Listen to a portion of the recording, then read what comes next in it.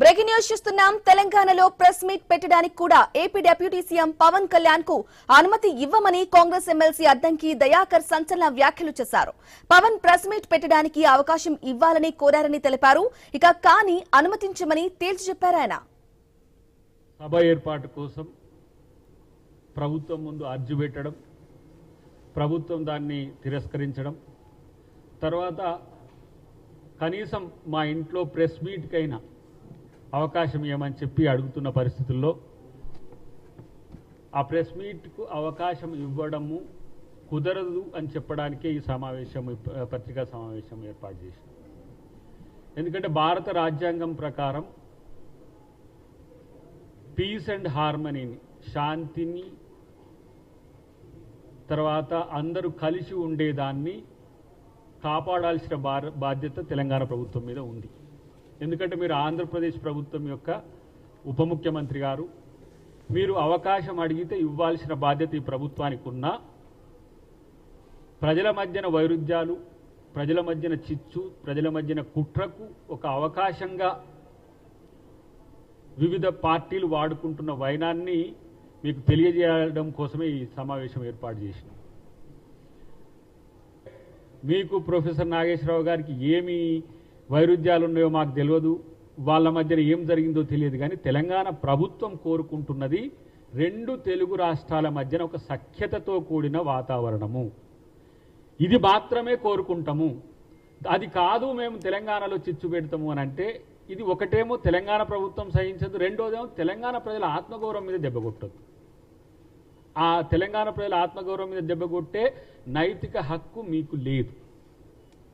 లేకపోతే తెలంగాణ ప్రజల ఆత్మగౌరవం మీద దెబ్బ కొడితే ఎవరైనా కూడా తెలంగాణ వ్యతిరేకులే. తెలంగాణలో రాజకీయాల కోసం అని చెప్పి చిచ్చులు పెట్టి ప్రజల మధ్యన వైరుధ్యాలు సృష్టించడం అనేది ప్రజాస్వామ్యం ఎట్లయితుంది?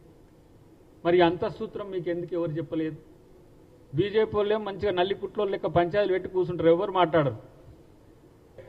మీకు ప్రొఫెసర్ నాగేశ్వరరావు గారికి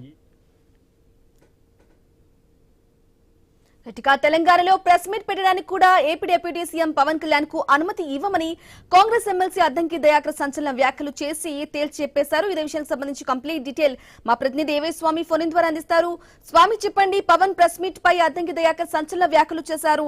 ప్రెస్ మీట్ పెట్టడానికి అవకాశం ఇవ్వాలని కోరిన నేపథ్యంలో పవన్ నివాసంలో కాదు తెలంగాణలో కూడా ప్రెస్ మీట్ పెట్టడానికి వీలు లేదు అంటూ కూడా అద్దంకి దయాకర్ క్లియర్ కట్ గా క్లారిటీ ఇచ్చారు. ఏం చెప్తారు? అప్డేట్స్ ఏంటి?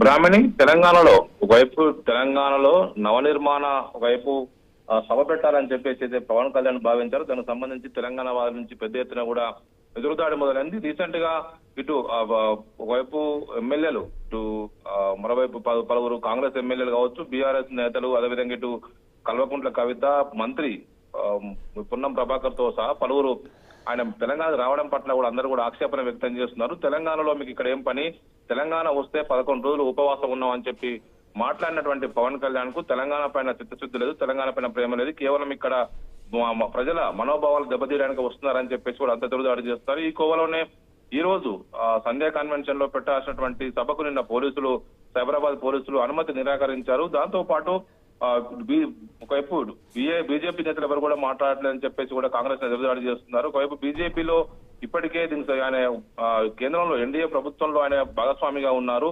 బీజేపీ బి టీమ్ గా తెలంగాణలో ఆయన కుట్ర చేయడం కోసం వస్తున్నారని చెప్పేసి కూడా ప్రభుత్వ విప్పు అద్దంకి దయాకర్ కొద్దిసేపటి క్రితం గాంధీ భవన్ లో మాట్లాడుతూ ఆయన సభకు సంబంధించి సభ కాదు కదా, ప్రెస్ మీట్ కూడా పెట్టుకోవడానికి మేము అనుమతి ఇవ్వమని చెప్పేసి కూడా ఆయన స్పష్టంగా మాట్లాడారు. ప్రభుత్వం నుంచి అంతే స్థాయి ఎదురుదాడి జరుగుతున్నట్టుగా మనకు స్పష్టంగా అర్థమవుతుంది. తెలంగాణ ప్రజల మనోభావాలను దెబ్బతీస్తున్నటువంటి పవన్ కళ్యాణ్ తెలంగాణలో ఒక సభలు పెట్టడానికి, సమావేశం పెట్టడానికి అనుమతి లేదని చెప్పేసి కూడా మాట్లాడుతున్నారు.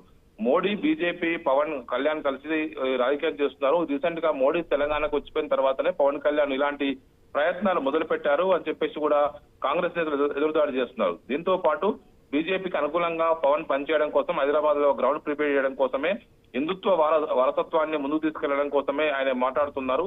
తెలంగాణ ఆవిర్భావం రోజు రాష్ట్ర ప్రజలంతా కూడా సంబరాల్లో ఉండగా రాష్ట్ర ప్రజలను ఒకవైపు ఇబ్బంది పెట్టే విధంగా తెలంగాణ ఆవిర్భావం రోజున పవన్ వైషమ్యాలను పెంచాలని అనుకుంటున్నారని చెప్పేసి కూడా మాట్లాడడం జరిగింది. మోడీ ఎన్డీఏ కూటమిలో భాగంగా ఉన్నటువంటి పవన్ కళ్యాణ్ తెలంగాణలో బీజేపీకి బూస్టప్ ఇవ్వడం కోసమే ఇలాంటి కుట్రలకు తెరని చెప్పేసి కూడా మాట్లాడుతున్నారు. పవన్ కళ్యాణ్ ని భారతీయ జనతా పార్టీ పావుగా వాడుకుంటుంది.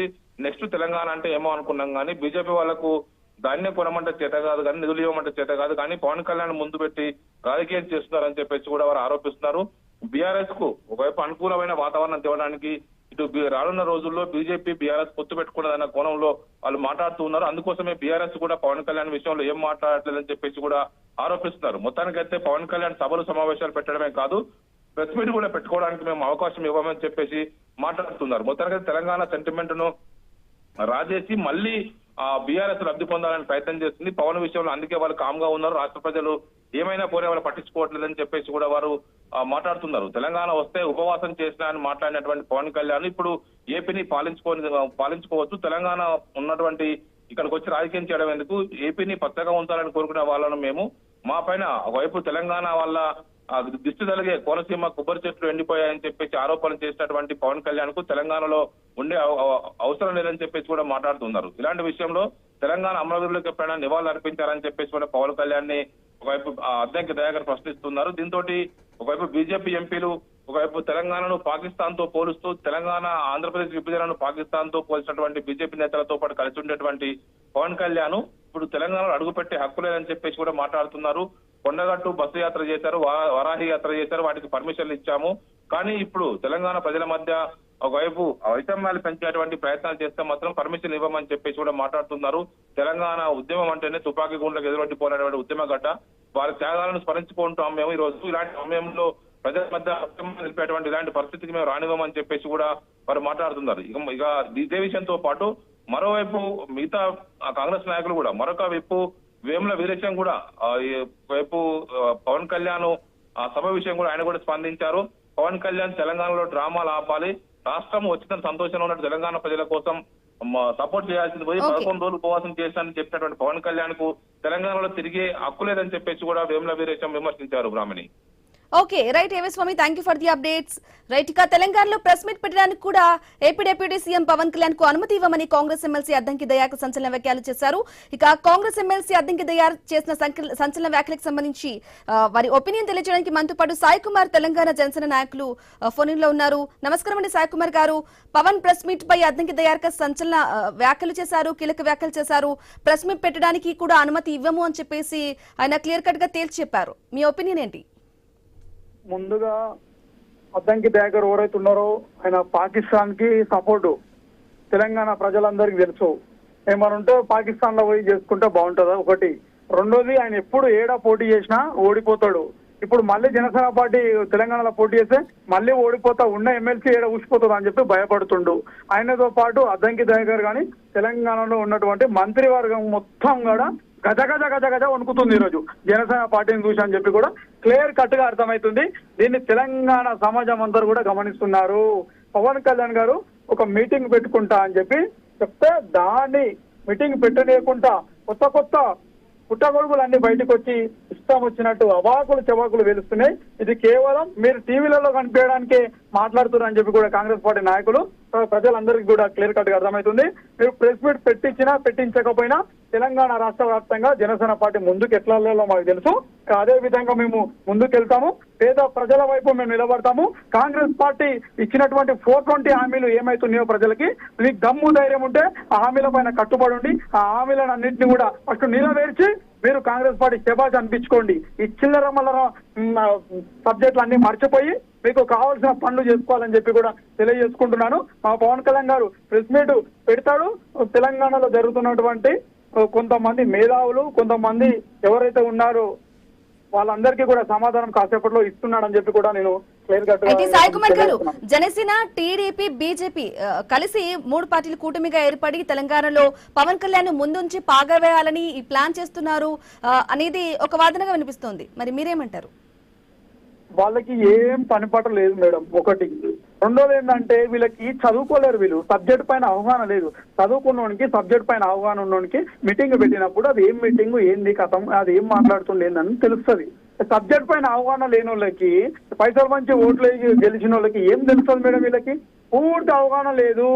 మేమేమన్నా అఫీషియల్ గా అనౌన్స్మెంట్ చేశారు ఏమన్నా ఇట్లా చేస్తున్నామా అని చెప్పి చేయలేరు కదా. పవన్ కళ్యాణ్ గారి ఇంటికి పవన్ కళ్యాణ్ గారు హెల్త్ బాగాలేదని చెప్పి పవన్ కళ్యాణ్ గారి ఇంటికి నరేంద్ర మోడీ గారు వచ్చి పరామర్శించినప్పటి నుండి కావాలని కష్టపూర్వకమైనటువంటి చిల్లర మల్లర రాజకీయాలు చేస్తున్నారు. ఈ రోజు దాన్ని ప్రజలందరూ కూడా దాన్ని గమనిస్తున్నారు. ఇది తిప్పికొట్టడానికి ప్రయత్నం చేస్తారు. నేను ఒకటే చెప్తున్నాను, ఈరోజు కాంగ్రెస్ పార్టీ ప్రభుత్వానికి, మీరు ఏమైనా చేయాలి అని అనుకుంటే మీ పార్టీ డెవలప్మెంట్ గురించి చేసుకోండి, కానీ కావాలని ఇష్టం వచ్చినట్టు అవాకులు చెవాకులు మాత్రం పవన్ కళ్యాణ్ గారి మీద చేయడం తప్పు. మీకు రేవంత్ రెడ్డి గారికి కానీ కాంగ్రెస్ పార్టీ అధికారులు ఎవరైతే ఉండొచ్చు వాళ్ళందరికీ కానీ నేను ఒకటి తెలియజేసుకుంటున్నాను. ఈ రోజు మీరు ఆంధ్రాలో పోయి మీటింగ్ పెడితే పెట్టుకోవచ్చు. అక్కడ ఉన్నటువంటి పోలీస్ అధికారులు కావచ్చు, అక్కడ ఉన్నటువంటి గవర్నమెంట్ కూడా వాళ్ళకి మీకు సహకరిస్తుంది. ఎందుకంటే వాళ్ళు నేర్చుకున్నటువంటి చమత్కారం అది ఒక డిప్యూటీ సీఎం ని పట్టుకొని మీరు ఒక డిప్యూటీ సీఎం సభ పెడతా అంటే పెట్టనీయకుండా అడ్డుకుంటున్నారంటే తెలంగాణ సమాజం మొత్తం గమనిస్తుంది. మీటింగ్ పెట్టకముందే గజ వణుకుతున్నారు. మీటింగ్ పెట్టి ప్రజలకి ఫుల్ టైం పాలిటిక్స్ చేస్తే మీ పరిస్థితులు ఏందో ఒకసారి అర్థం చేసుకోండి. ఇది జరుగుతున్నటువంటి ఆటపాట అని చెప్పి కూడా నేను క్లియర్ కట్ గా చెప్తున్నాను.